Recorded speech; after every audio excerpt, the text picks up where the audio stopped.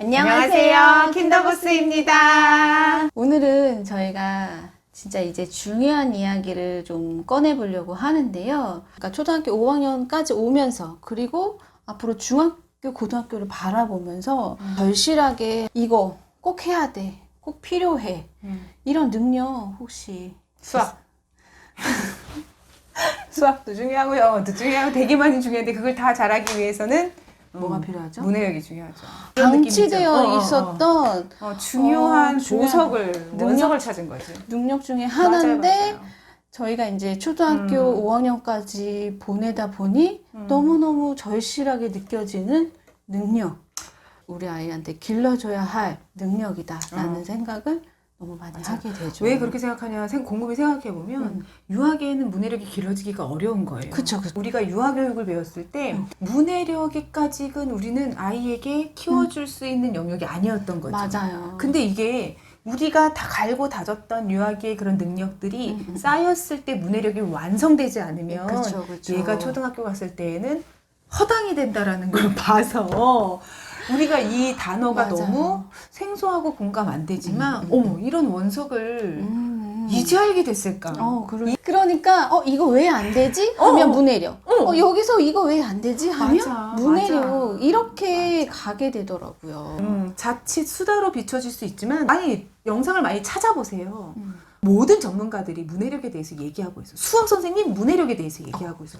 대치동 캐슬 문해력에 대해서 얘기하고 있어. 역사, 문해력에 과학. 샤론 코치 문해력에 대해서 얘기하고 오은영 선생님 문해력에 대해서 얘기한다니까요.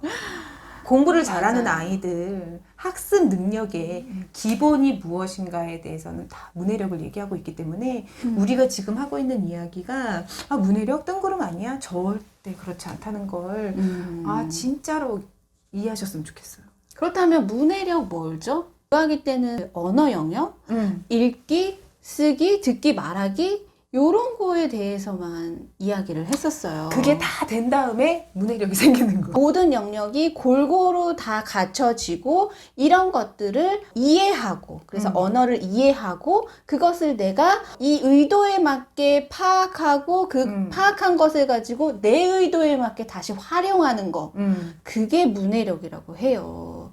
그렇기 때문에 이게 어느 과목에서나 기승전 문해력으로 다 귀결이 되더라고요. 오늘은 이제 키포인트는 문해력이 있는 아이 없는 아이의 능력치를 이제 비교해 드릴 건데 초등학교 1학년 때 현타 오고 2학년이 가도 이게 키워질 것인가에 대해서 고민하게 되고 그러면서 우리가 책 읽기를 강조하고 많은 사람들이 다 책 읽기를 얘기했던 건 문해력을 키우는 근본적이면서도 기본적이면서도 돈 안 드는 방법이에요. 근데 이거는 중학교가 돼도 고민을 하고 고등학교가 돼도 사회생활하면서는 안 될 것 같으세요? 업무 능력이 문해력이에요. 이 사회적인 문제에 대한 의도, 이 판매자가 말하는 의도, 내가 딜을 해야 되는 이 거래처의 의도 이런 것들을 다 내 능력치로 내 의도로 전환을 해서 해결하는 능력을 문해력이라고 하는 건데 이걸 위해서 유아기부터 정말 듣기부터 되게 차근차근 쌓아야 되는 거구나를 굉장히 많이 해주셔야 되고 특히나 이 문해력은 AI가 할 수 없는 거래요. 그러면 AI가 모든 걸 하는 시대에 사는 우리 아이들은 문해력을 길러야 된다. 그렇죠. 우리나라의 문맹률은 낮은데 문해력은 OECD 국가 중에서 중간치래요. 이 한글이 굉장히 쉬운 언어고 문맹률이 그렇게 낮음에도 불구하고 문해력이 그렇게 현저하게 낮은 것은 책을 안 읽어서 성인이 돼서 책을 안 읽어서라고 하더라고요.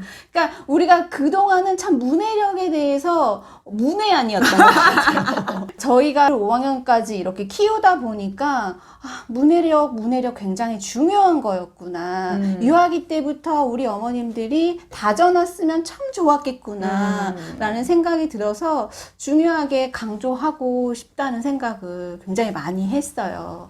문해력이 좋은 아이는 어떤 특징이 나타나죠? 좋은 아이, 나쁜 아이를 이렇게 나누어서 특징을 파악하기보다는 우선 이 능력에 대해서 좋은 아이의 반응과 좋지 않은 아이의 반응을 살펴보는 게 옳지 않나 싶어요. 예를 들어서 상호작용이에요.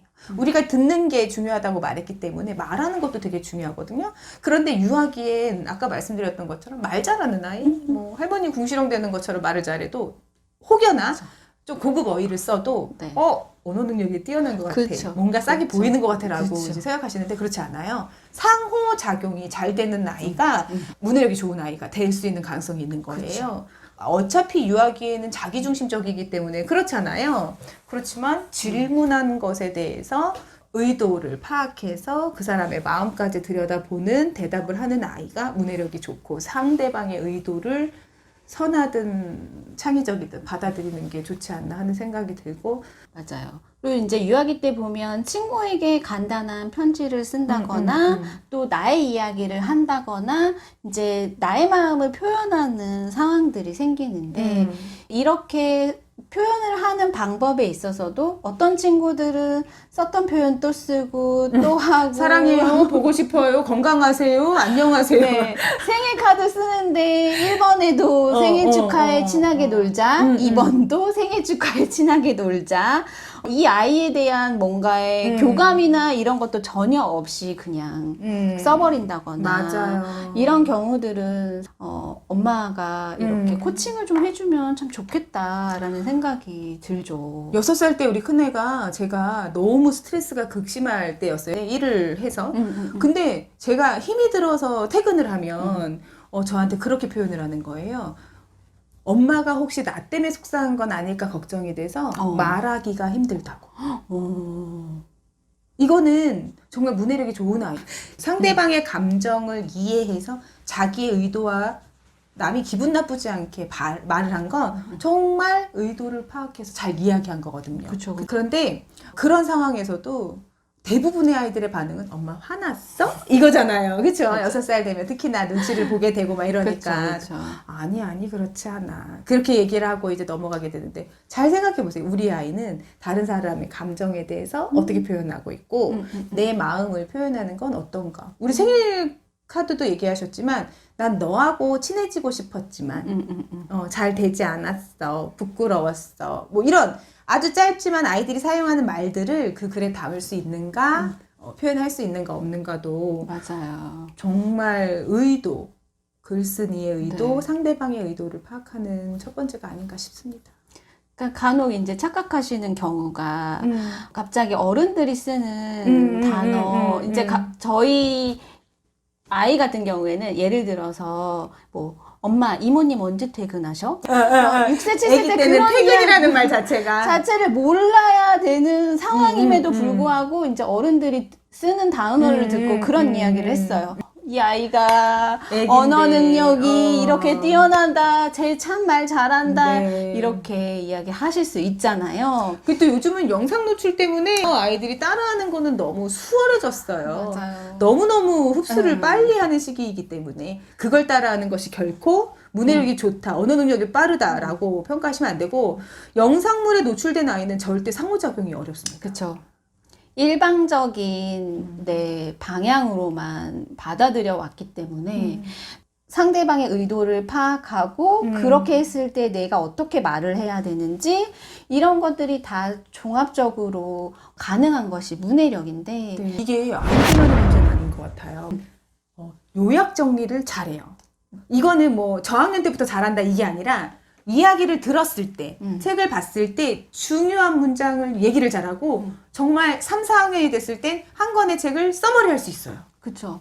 근데 문해력이 안 좋은 아이들은 모방을 잘해요. 그러니까 요약을 해서 나의 말로 이야기하는 것이 아니라 거기에 나와 있던 한 부분을 이야기한다든지 네. 그것이 중요한 내용인지 중요하지 않은 내용인지를 파악하지 못한 채 그냥 한 부분만 이야기하는 것이 모방이죠.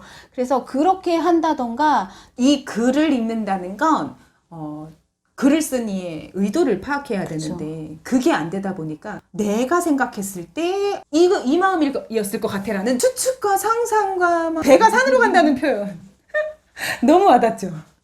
엄마야 누나야 강변 살자라는 동시를 읽었는데 정말 강변 아파트에 살고 싶은 비싼 아파트로 이사 가고 싶은 도시에 그걸 누리고 싶은 그건 순수한 게 아니라 안타까움이죠. 문해력이 좋은 아이는 문제를 풀 때에도 한 번 읽었을 때 중요한 부분이 머릿속에 남지만 그쵸. 문해력이 부족한 친구들은 그게 남지 않아요. 그냥 글자를 나는 읽는 능력만 있는 뿐 그렇죠. 그걸 굳이 내 것으로 해석해서 답을 찾아낼 노력조차 하기는 이게 긴 여정이 되는 거예요. 그럼 수능은 어떻게 돼요? 정말 9만자가 들어갈 때요. 수능에 언어 영역에만 45,000자인데 두 번 읽어야 되니까 9만자. 근데 그거를 그 시간 안에 100분 안에 읽어내서 거기에서 중요한 거를 파악하는 능력이에요. 수능은 고3이라서 우리 아이를 갖지 않으시죠. 글을 읽고 이 출제자의 의도, 그 글을 읽고 글 쓴 동화 작가의 의도, 이 그림을 그린 사람의 의도, 그게 다 문해력이라는 걸 생각하신다면 이게 이 아이는 문해력이 좋은 아이로 정말 내가 밑밥을 깔아야겠다라는 생각이 엄청 많이 드실 것 같아요. 맞아요. 그리고 이제 이것을 이해하고 하는 것을 넘어서서 이것을 내 것으로 활용을 해서 나의 컨텐츠로 만들어야 되는 거예요. 나의 컨텐츠로 서머리를 해야 되고 나의 컨텐츠로 주장을 할 수 있고 이런 상황까지 돼야 문해력이 좋은 상황이죠. 그래서 저는 정말 뭐 10분으로 다 말할 수가 없잖아요. 그래서 네. 저희도 깊이 있게 한번 다각도로 생각해 보고 이야기하고 싶은 주제다라고 생각이 들어서 앞으로 시리즈 갑니까? 시리즈로 이야기해드릴까 합니다. 많이 기대해 주세요. 다음 시간에는 문해력 학원에서 키울 수 있는가에 대해서 한번 이야기 나눠볼게요. 그거에 대해서 저희가 현실적인 조언으로 찾아뵙도록 하겠습니다. 구독과 좋아요 같이 눌러주세요. 안녕!